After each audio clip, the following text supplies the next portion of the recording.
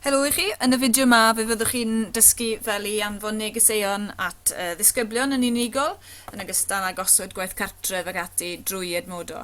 Lle ni'n gwybod erbyn hyn fel I anfon neges I grŵp, ond os ydyn ni enghraifft am weid rhywbeth I ddisgybl yn unigol, neu alw fe'n disgybl 1 ar hyn y bryd, cofia gynnwys byddwn ni delweddau yn dy gwaith. Yn ewn ni anfon hwnna'n hytrach na anfon I grŵp cyfan, fel 12 celf, dwi'n moyn anfon I un disgybl yn unig. Felly, dyma'r disgybl yna, chi'n rhoi yn y bocs, croeso chi roi fwy nag un wrth gwrs, chi'n rhoi enwau'r lleill I mewn, a dyna fe, unwaith eto, gallwch chi gynnwys dogfen, o'ch gliniadur chi neu cyfrifiadur. Os ydych chi ar iPad, dim ond delwedd llun o'r camera rôl allwch chi roi fyna.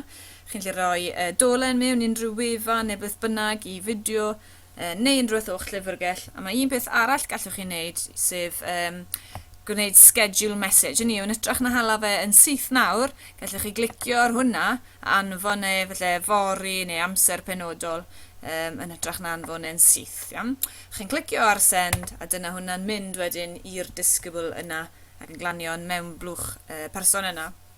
Dyna neges felly. Mae alert ychydig yn wahanol gan taw 140 o nodau yn unig sydd ydych chi.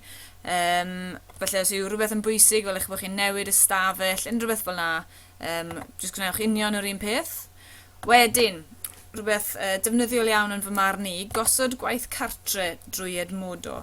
So os newn ni alw fe nawr, ysgyswn ni gyda'n blwyddyn 12 celf ni, bod angen rhoi gwaith cartre mewn I ni ar ryw destun.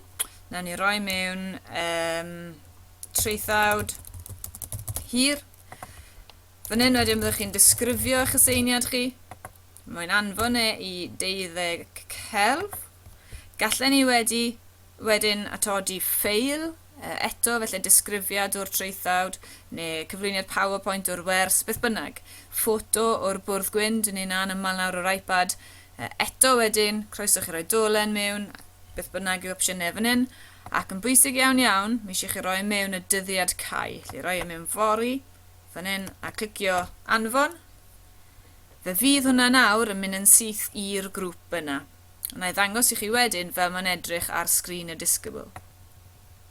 Be sydd o'n blaen ni nawr yw sgrin y disgybl. Iawn, dwi'n mewn yn edmodo ein disgybl ni fan hyn. Fe sylwch chi bod neges wedi dod wrtha I, wrth yr athro, yn gweud helo, beth bynnag. Ac yn ail hefyd, mae yna gwaith cartre wedi dod i'r disgybl yma, mae'n gweud treithawd hir. Beth bydd y disgybl yn gwneud yw darllen deall gweld y dyddiad cau. Wedyn pan fydd y disgybl yna'n barod I droi'r gwaith cartre mewn, maen nhw'n ysgrifennu neges os ydyn nhw'n dymuno.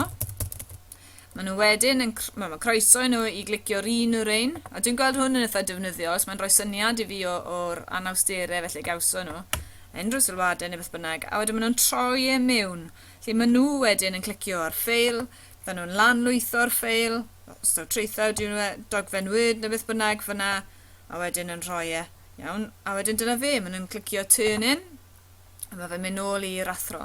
Fe sylwch chi'r cloch ar y top fan hyn, notifications, iawn, mae'n jyst yn atgoffa'r disgybl yma bod un treithawd i'w aros I droi mewn, a mae un neges personol i'r disgybl yna wrth yr athro. Iawn, dyma fe fyna. Achos bod y disgybl nawr wedi troi hwnna mewn, does dim treithawd I fod troi lan fyna, fe fydd ddim pan byddai wedi refresio. Ewn ni nôl nawr I dudalen yr athro. Iawn, dyma fi, nôl ar yn sgrin I, fe sylwch chi fod yna 3 pheth wedi droi mewn. Dwi'n mynd fan hyn at ddisgybl 1, a fe sylwch chi, taw dyma beth oedd y person yma wedi anfon mewn. Iawn, bydde dogfen y person yma'n dod lan hefyd, yn ogystal â unrhyw sylwadau yn y blaen. Bydd y fideo nesaf yn dangos yn fwy manwl fel I anodi y treithodau ac yn y blaen neu gwaith disgyblion wedi fe droi mewn yn ogystal â graddio. Pob hwyl I chi!